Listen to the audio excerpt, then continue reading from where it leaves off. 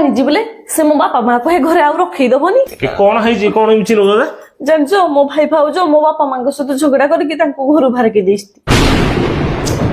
ବହୁତ ଖରାପ ହେଲା ଏମିତି କଣ କଣ ଏମିତି ଘଟଣା ହେଲା? ଏଇ ଝଗଡା ଟିକେ ର ବୁଢା ବୁଢୀ ଘରୁ ବାହାର କରିଦେଲେ। ମୁଁ କହିଲି ତମେ କିଛି ଟେନସନ ନିଅନି, ମୁଁ ଥାଉ ତମେ ବାହାରେ କୋଉଠି ରହିବ, ତମେ ପଳେଇ ଆସ ଆମ ଘରକୁ।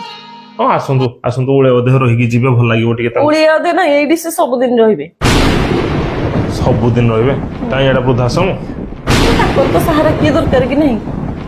ତାଙ୍କୁ ତ ଭାଇ ଭାଉଜ ଘରୁ ବାହାରକେ ଦେଲେ, ତ ମୁଁ ତାଙ୍କୁ ରଖିବି ନା। ଠିକ ଅଛି ଭାଇ, ତାଙ୍କର ପୁଅ ବୋହୁ ଅଛନ୍ତି ନା, ତମେ କାହିଁକି ଏତେ ମୁଣ୍ଡ ଖେଳଉଛ? ସେ ଯାଆନ୍ତୁ ତାଙ୍କର ଯୁଆଡେ ଯିବେ, ଏ ଘରେ କିନ୍ତୁ ତାଙ୍କୁ ମୁଁ ରଖିପାରିବିନି। ସେ ରହିବେ କୋଉଠି କହିଲା, ଆମେ ଯଦି ଘରୁ ବାହାର କରିଦବା? ଓ ଠିକ ଅଛି, ତମେ ମନ ଉଣା କରୁଛ, ମନ ଦୁଃଖ କରୁଛ ଯଦି ବାପା ମା କୁଆଡେ ରହିବେ ବୋଲି। ଗୋଟେ କାମ କର, ଆମ ବାପା ମାକୁ ତ ଆମେ ଗାଁରେ ଛାଡିକି ଆସିଛୁ ନା, ଗାଁରେ ବହୁତ ଘର ଆମର ବି ଅଛି, 12-14 ବଖରା ଘର। ସେଠି ବାପା ମା ଅଛନ୍ତି, ତାଙ୍କୁ 2 ଜଣଙ୍କୁ ପଠେଇ ଦିଅ, ଓ ସେଠି ଯାଇକି ରହିବେ। 2 ସମୁଦ୍ର ମିଶିକି ରୋଷେଇବାସ କରିକି ଖୁସି ମଜା କରି ଖାଇବେ କଣ? ମୋ ବାପା ମା ବୁଢା ବୁଢୀ ହେଲେନି, ସେଇ ବୟସରେ ଆମେ ରୋଷେଇ କରିକି ଖାଇବେ? ତମେ ଯୋଉ କଥା କହୁଛ। ଓ ତାହେଲେ ମୋ ବାପା ମା ଟିନ୍ ଏଜ ରେ ଥିଲେ ଯେତେବେଳେ ଛାଡିକି ଆସିଲ ନା? ମୋ ବାପା ମା ଟିନ୍ ଏଜ ରେ ଥିଲେ, ବଳ ତାଙ୍କର ବଳି ପଡୁଥିଲା, ସେଥିରେ କଣ କହୁଥିଲ?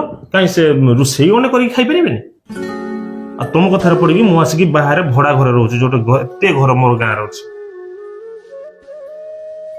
ଯାହା ମତେ ଗର୍ବ ଲାଗୁଛି କି ତମେ ଯାହା ଝିଅ ପିଲା ହେଲେ ବି ତମ ମା ବାପାଙ୍କ ପ୍ରତି ଭଲ ପାଇବା ଏତେ ତମ ଭିତରେ ଭରିକି ରହିଛି।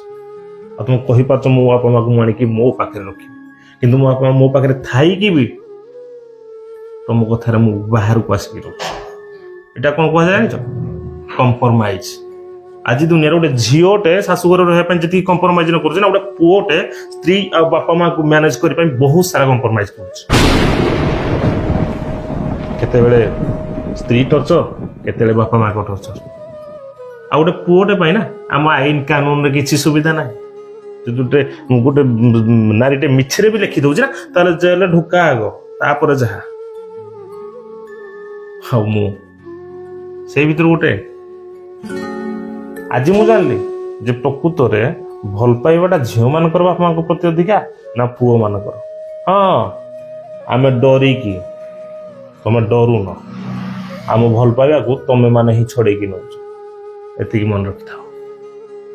ଆଉ ଶୁଣ, ଏ ଘରେ ମୁଁ ଆଉ ରହିବିନି, ମୁଁ ଚାଲି ମୋ ଗାଁ ଘରକୁ। ତମେ ତମ ବାପା ମାଙ୍କ କଥା ଦେଖ, ନହେଲେ ତମ ଘରକୁ ଯାଅ, କି ଯଦି ମୋ ସାଥିରେ ଆସିବାର ଅଛି ଆସ। ଓକେ?